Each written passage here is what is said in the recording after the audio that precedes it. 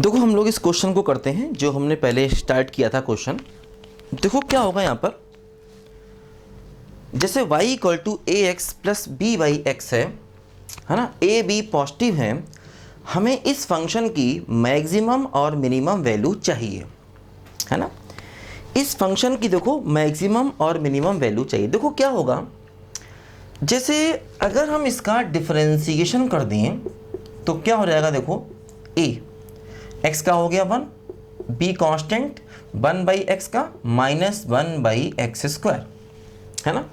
a है constant, x का differentiation 1, b constant 1/x का -1/x²। देखो अगर हम डिफरेंशिएशन को 0 कर दें, देखो इससे क्या होगा, 0 बराबर a -b/x², ठीक। मतलब a इक्वल टू b/x²। देखो यहाँ से x² बराबर हो गया b/a। देखो x बराबर हो गया प्लस माइनस √b/a। देखो ये वो पॉइंट्स हैं जहाँ पर फंक्शन मिनिमा और मैक्सिमा अटेन करेगा। देखो क्या हो रहा है, इसका भी ग्राफ बनेगा तो ऐसा ही, इस फंक्शन का भी ग्राफ देखो बनेगा तो ऐसा ही। अब ये वाला पॉइंट जो होगा वो √b/a होगा और ये वाला पॉइंट होगा बोलो -√b/a। इस पर फंक्शन की वैल्यू देखो यहाँ से लोकल मैक्सिमम होगी और इस पर फंक्शन की देखो वैल्यू लोकल मिनिमम होगी। मतलब ग्राफ इसका भी वही बनेगा, है ना। बस ये थोड़ा सा इसमें चेंजेस आ जाएंगे, है ना। अब देखो इस पॉइंट पर हमें y की मिनिमम वैल्यू मिल जाएगी, है ना। यहाँ पर देखो जो भी है, अगर हम x को रख दें, देखो y बराबर क्या है, ax प्लस b/x है। देखो x की वैल्यू पुट कर दो √b/a, तो देखो y क्या मिल जाएगा, ये हो जाएगा a √b/a और b, और देखो x की वैल्यू क्या है बोलो √b/a। देखो y बराबर क्या हो गया, देखो √a कटेगा तो √ab, और देखो यहाँ पर √a जाएगा तो √ab, तो देखो y की वैल्यू हो जाएगी 2√ab, है ना। ऐसा देखो y की वैल्यू इस पॉइंट पर हो जाएगी। देखो ये है ना, ये y की वैल्यू इस पॉइंट पर क्या हो जाएगी बोलो 2√ab। और इसी प्रकार देखो अगर आप x की ये वैल्यू रखोगे तो इस पॉइंट पर जो y हो जाएगा वो हो जाएगा -2√ab, है ना। इस पॉइंट पर देखो y की वैल्यू हो जाएगी -2√ab और इस पॉइंट पर देखो y की वैल्यू क्या हो जाएगी 2√ab, है ना। तो देखो रेंज फंक्शन की यहाँ से लेकर यहाँ तक और यहाँ से लेके, मतलब देखो अगर हम फंक्शन की रेंज देखेंगे तो देखो y की मिनिमम वैल्यू इस पॉइंट पर है, जैसे जैसे आगे बढ़ोगे y कहाँ जाएगा, इनफाइनाइट पे। तो देखो रेंज क्या हो गई 2√ab से लेकर के इन्फिनिटी, और यहाँ पर देखो इस पॉइंट पर y की देखो ये वैल्यू है। इसके अलावा जैसे आप आगे पीछे जाओगे देखो y जाएगा -इनफाइनाइट पर, तो देखो यूनियन -इनफाइनाइट से -2√ab। देखो ये हमारे फंक्शन का रेंज हो जाएगा, ध्यान दीजिए, है ना। देखो इस पॉइंट पर y की ये वैल्यू 2√ab और y जाएगा इनफाइनाइट पर। इस पॉइंट पर देखो y की ये वैल्यू और y देखो कहाँ जाएगा -इनफाइनाइट पे, है ना। तो ये बात हमें दिमाग में रखनी है इस टाइप के क्वेश्चंस को करने के लिए।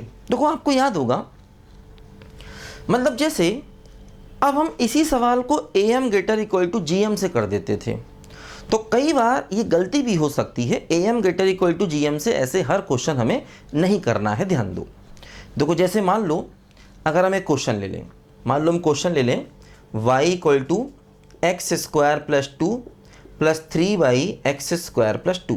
देखो ये क्वेश्चन मैंने पहले बताया था, मैंने बताया था आपको कि इस टाइप के क्वेश्चन हमेशा am greater equal to gm से नहीं कर देने चाहिए। ये नहीं कि आपने सोचा am greater equal to gm लगा दें हर जगह, है ना, क्योंकि देखो am greater equal to gm से भी यही रिजल्ट आएगा। इस पॉइंट पर y मिनिमम होगी और इस पॉइंट पर y की वैल्यू देखो यहाँ से ये होगी।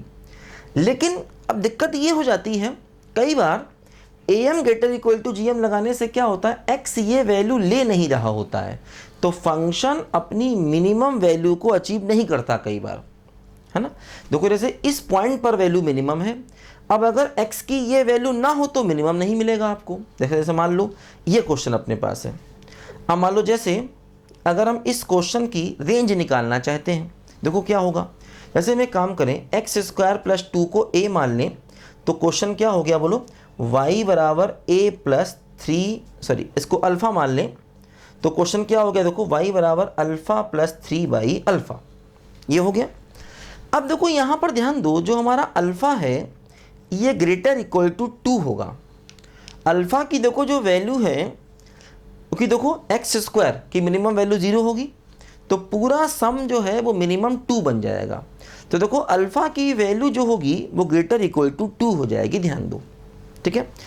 अब देखो जैसे अगर हमें इस फंक्शन की रेंज निकालनी है और आपने direct am greater equal to gm लगा दिया, तो उससे गलती होने के चांसेस रहते हैं, है ना। देखो जैसे अब यहाँ पर क्या होगा, इसके ग्राफ को देखो आप, इसका डी बाई डी अल्फ़ा निकालो, तो डी बाई डी अल्फ़ा क्या होगा बोलो, 1 और -3 बाई अल्फ़ा स्क्वायर, ठीक, बराबर 0 कर देंगे, तो अल्फ़ा स्क्वायर, ठीक है, देखो ऐसे हो जाएगा ये 1 बराबर 3 बाई अल्फ़ा स्क्वायर, तो अल्फ़ा स्क्वायर बराबर देखो क्या हो जाएगा 3, तो अल्फ़ा बराबर क्या हो गया प्लस माइनस √3। देखो क्या हो रहा है, अब इस फंक्शन को अपनी जो वैल्यू मिलेगी, देखो इसका ग्राफ अगर बनेगा, देखो इसका ग्राफ कुछ ऐसे करके बनेगा, ध्यान दो यहाँ पर, देखो ये है ना, इसका ग्राफ देखो कुछ ऐसे करके यहाँ बनेगा। देखो एक पॉइंट आएगा यहाँ पर ये √3 और एक पॉइंट देखो यहाँ पर आएगा -√3।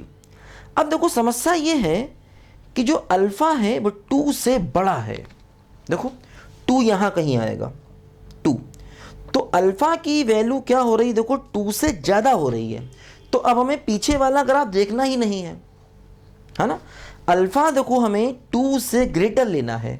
तो क्या होगा, देखो अल्फ़ा 2 लोगे, अगर आप अल्फ़ा की वैल्यू 2 यहाँ रखोगे, अल्फ़ा 2 रखोगे, तो y क्या मिलेगा 2 प्लस 3/2, देखो y क्या मिलेगा 7/2, देखो ऐसे।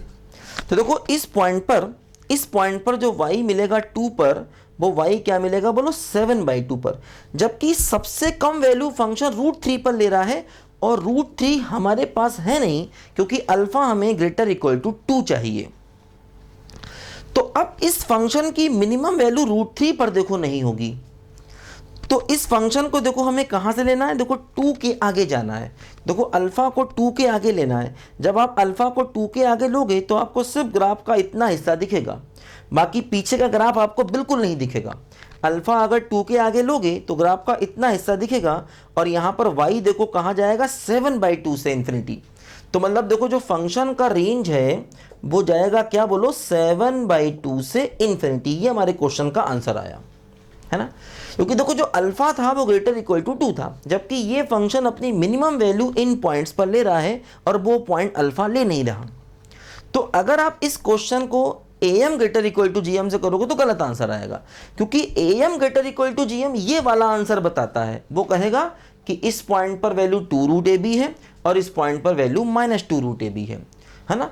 तो अगर आप am greater equal to gm से करोगे तो वो √3 पर मिनिमम वैल्यू आपको देगा, जो गलत है यहाँ पर, है ना। तो इस टाइप के सारे सवाल am greater equal to gm से ऐसे डायरेक्ट नहीं करने चाहिए, बल्कि बहुत अच्छा होगा हमेशा आप इस प्रकार का रफ ग्राफ बना करके सवाल को करें, है ना। ये ग्राफ याद रखिए, ग्राफ की शेप यही होगी अगर इस प्रकार का फंक्शन है तब, ax प्लस by(x) जो भी फंक्शन है ना, ग्राफ की शेप हमेशा यही रहेगी। और डिफरेंशिएशन करके देख लो ये पॉइंट्स क्या हैं, जहां पर ये इसका dy/dx देखो 0 हो रहा है, ये वो पॉइंट्स होते हैं जहां पर इसका dy/dx 0 हो रहा होता है, और इन्हीं पॉइंट्स पर ये लोकल मिनिमा या लोकल मैक्सिमा होता है। तो ये पॉइंट्स डिफरेंशिएशन करके मालूम चल जाते हैं।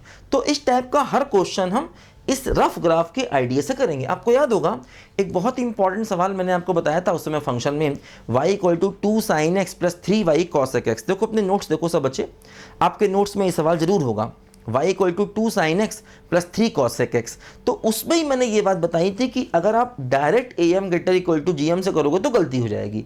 वहाँ पर भी मैंने क्वेश्चन ग्राफ बना के किया था, और वही ग्राफ अब आप बड़ी आसानी से बना सकते हो, ध्यान दो, है ना। वही ग्राफ जो आपने बनाया था वहाँ पर, वो आप बड़ी आसानी से डिफरेंशिएशन को 0 करके बना सकते हो, ध्यान दो, है ना। क्योंकि इन पॉइंट्स पर ये इसका मिनिमा होगा और इस पॉइंट पर ये इसका लोकल मैक्सिमा होगा। वही ग्राफ हमने वहाँ पर इंक्रीजिंग डिक्रीजिंग हर चीज़ को देखकर बनाया था, और वही ग्राफ देखो आप बड़ी आसानी से यहाँ पर शॉर्टकट तरीके से बना सकते हो, है ना। तो इस टाइप के जितने भी क्वेश्चन आएंगे उनकी अगर आपको रेंज निकालनी हो, रेंज का मतलब ऐसा भी कह सकते हैं, देखो जैसे ये हमारे फंक्शन की लीस्ट वैल्यू हो गई, देखो जैसे ये आपने निकाला ना y की मिनिमम वैल्यू 7/2, तो ये हमारे फंक्शन की लीस्ट वैल्यू हो गई, मतलब global minimum value of function ये देखो हो गई, है ना। y की मिनिमम वैल्यू क्या है बोलो 7/2, तो ये हमारे फंक्शन की देखो मिनिमम वैल्यू हो गई, मतलब ग्लोबल मिनिमम वैल्यू हो गई, मतलब लीस्ट वैल्यू हो गई, ध्यान दो, ठीक है। लिखो जरा सा बच्चे ध्यान से पहले,